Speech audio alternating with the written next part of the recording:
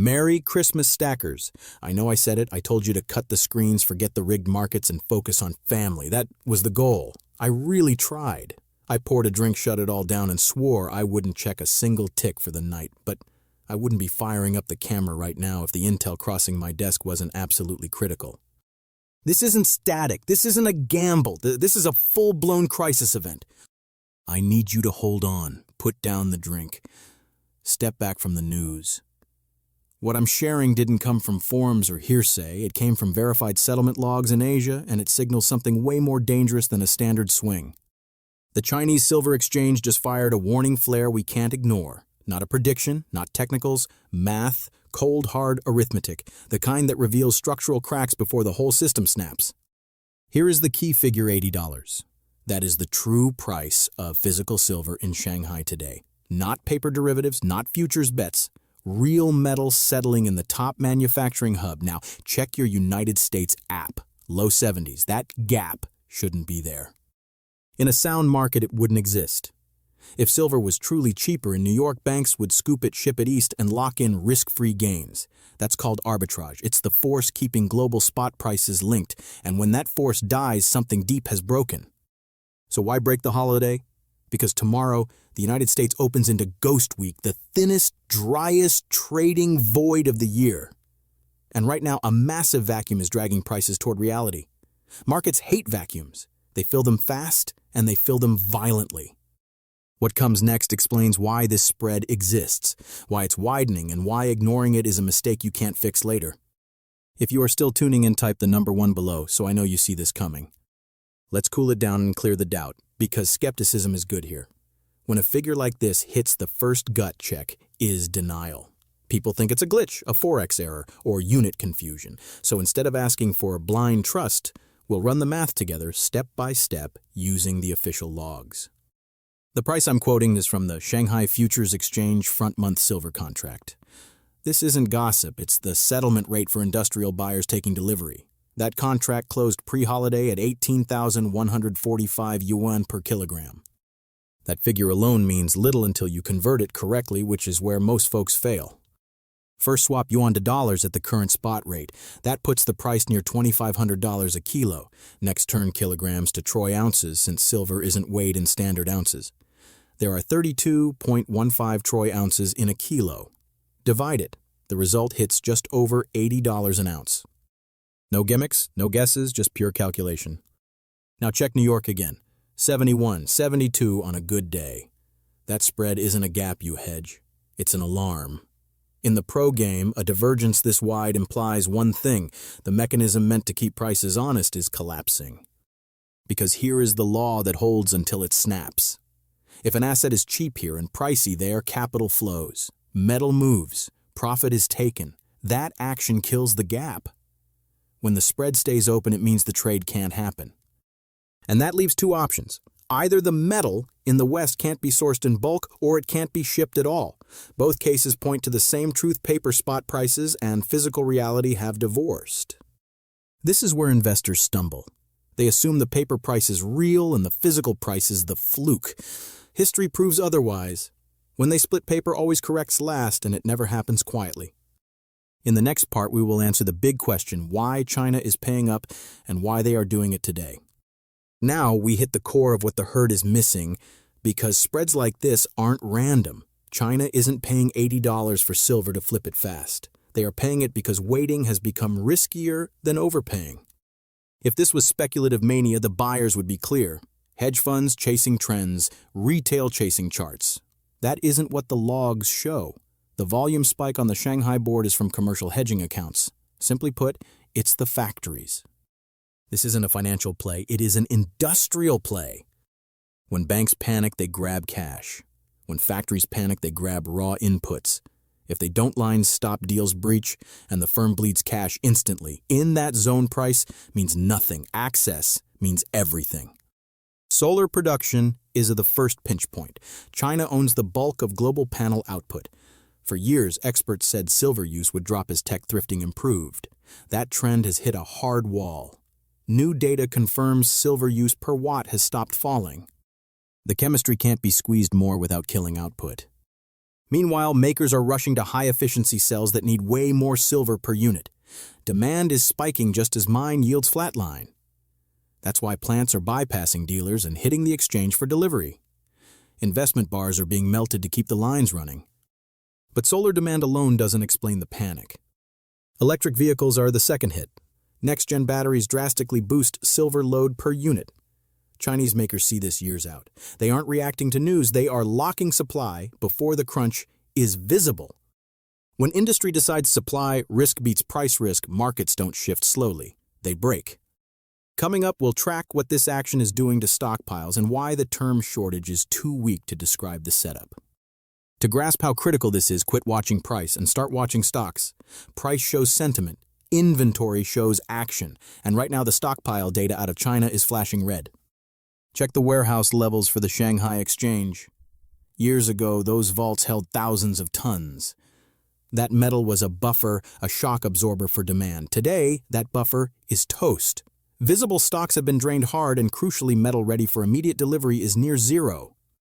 This is where the market flashes its truest sign: backwardation. In a sane market, futures cost more than spot. You get paid to wait due to storage fees. Backwardation flips that script. It means buyers will pay more today than for delivery next month. Basically, they don't trust future supply. Right now in China, buyers are saying, don't promise silver later. I don't buy it. I need it now. That isn't betting. That is fear of a halt. This is what a true shortage is. Not sold-out signs online, but factories rejecting future contracts. They are voting with cash-draining metal from the rig as fast as it shows. Once backwardation hits this scale, it rarely ends well. Compare that to the West. New York traders are staring at graphs, the dollar index, and resistance lines. They trade silver like a currency pair. China treats it like a strategic asset. Those views can't coexist for long. Every ounce leaving the vault tightens the vice. Less metal means less flow. Less flow means small buys move prices harder. This is how quiet markets go unstable without alert. And this leads to the toughest question yet. If a clear profit sits there for every big bank on earth, why is nobody grabbing it? That question unlocks everything coming next. By now, every pro trader is asking the same thing, even if they stay quiet. If there is clean profit between New York and Shanghai, why aren't the mega institutions exploiting at Wall Street Lives to close these gaps? Banks use algo bots to scalp pennies. A multi-dollar spread should be free lunch. And yet the spread is growing. That tells you all you need to know right now. If silver was truly accessible in the West, the trade would be done. Banks would buy futures, take delivery, load the jets, and sell into Shanghai. It's free cash. The fact it isn't happening implies the metal can't be found in bulk, or it can't be moved at all. This is where theory crashes into reality. Paper silver swaps instantly, but physical metal does not. You must locate it, insure it, transport it, and deliver it. Right now, that supply chain is breaking. We are getting reports from logistics and vaulting sources that should never be stressed at the same time. Refineries are booked weeks out. Vault operators take days to find specific bars. That phrase alone should make your skin crawl. In modern vaulting systems, every bar must be accounted for instantly. When a vault needs time to locate your silver, it often means the metal is not sitting where the paper claims it is. At best, it is encumbered. At worst, it has been rehypothecated. This is why the ARB trade failed. The banks are not ignoring the chance. They are trapped by it. Every bid to close that gap exposes the reality that physical inventory backing the paper markets is now dangerously thin. That brings us to the moment when things stop being abstract. While traders argue online, something very real is occurring inside Western vaults. The metal is draining, not gradually, not quietly. It is being pulled out in massive size. In the next chapter, we will look at the hard inventory numbers that confirm this drain is already underway and why it changes the risk profile of the whole silver market overnight.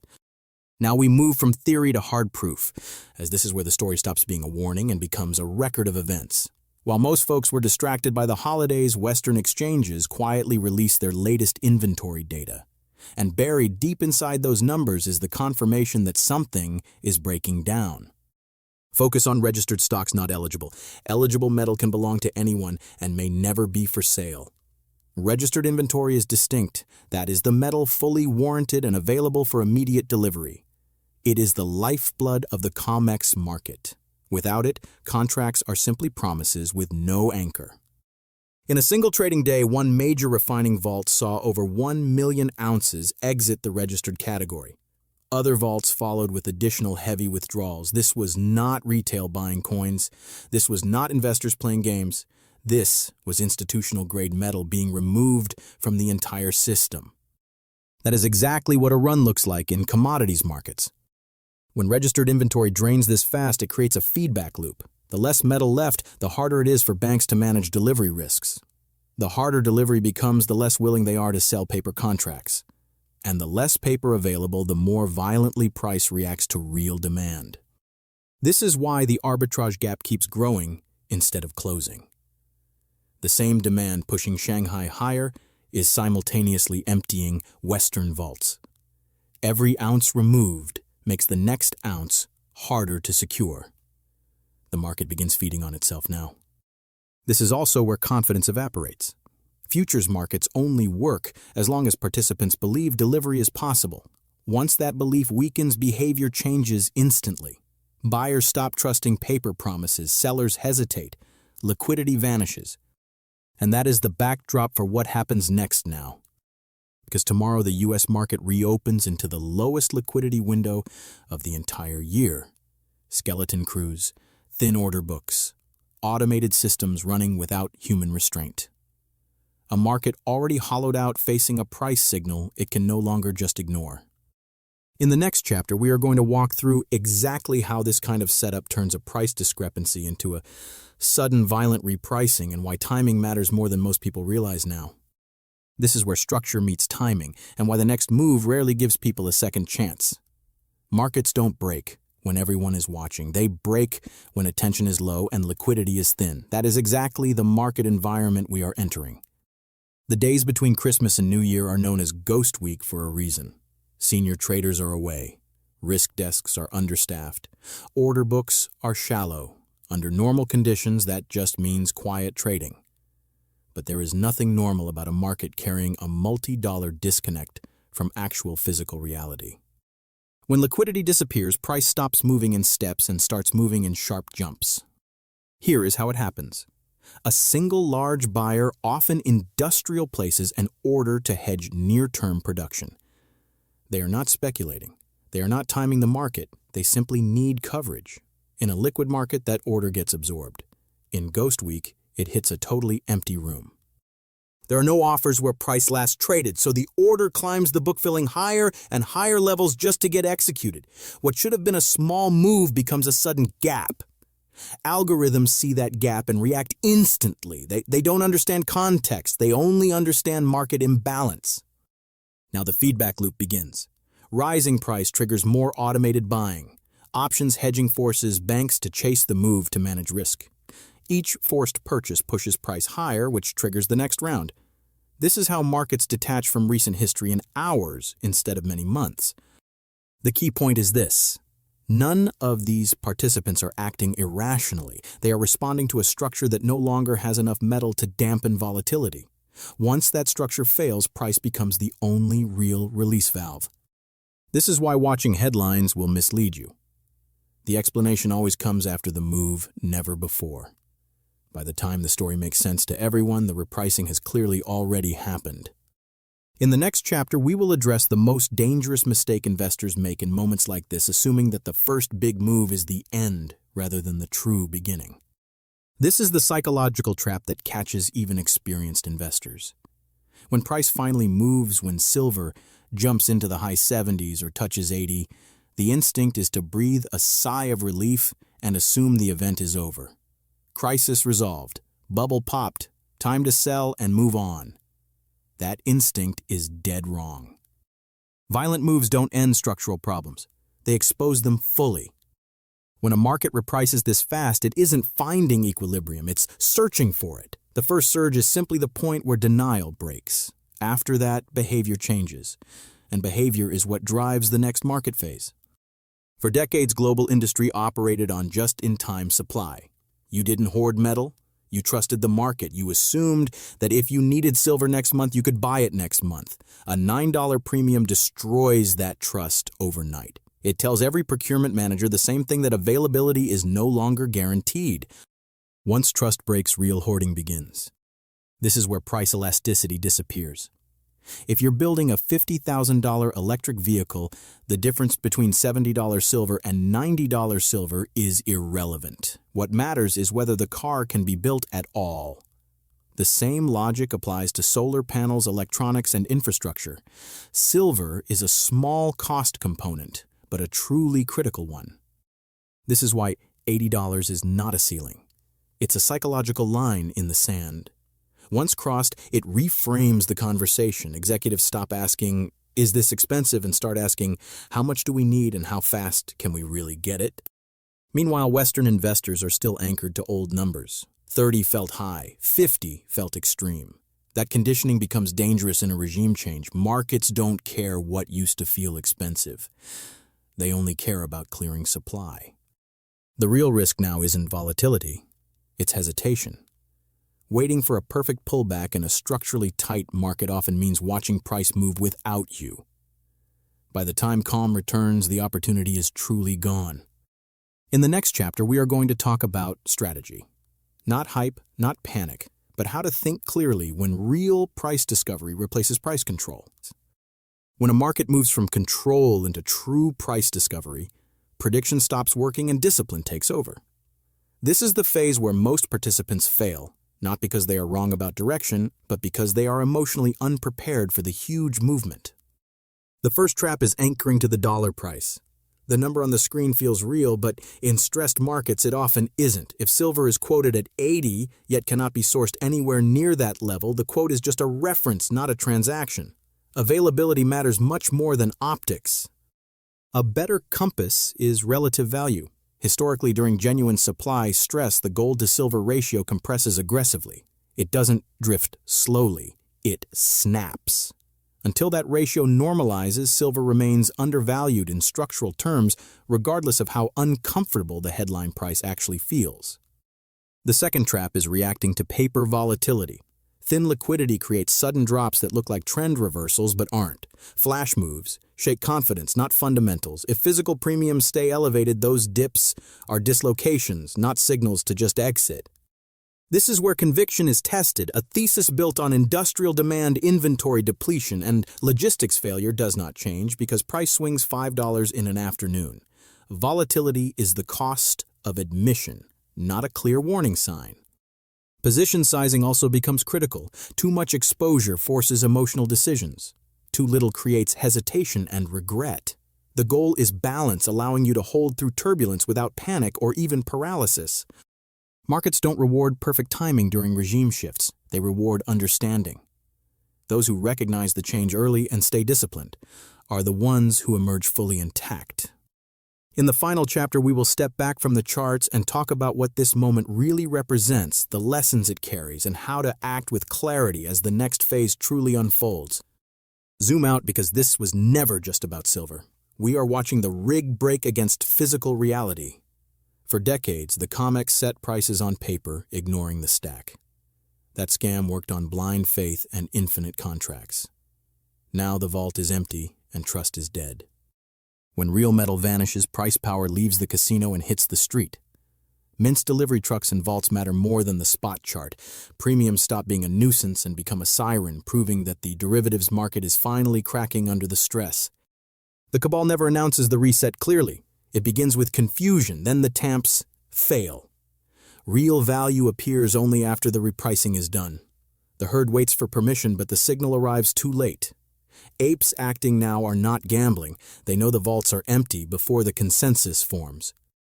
The lesson is not about chasing the spot price. It is about respecting the metal. When industrial hunger meets empty vaults, the squeeze is guaranteed. The old paper contracts fail, and waiting just means paying higher premiums. You don't need to time the bottom. You don't need to trade the rips. You need grit, patience, and the guts to hold through the tamps without fear. That is how the wealth transfer is won, not gambled. If this helped you see the manipulation, ensure you are subscribed so you do not miss the next raid. Share this with peers still relying on fake fiat models, and let me know in the comments exactly what you think this detachment means for silver prices moving forward. This is not the end of the movie, it is the start of the wealth transfer.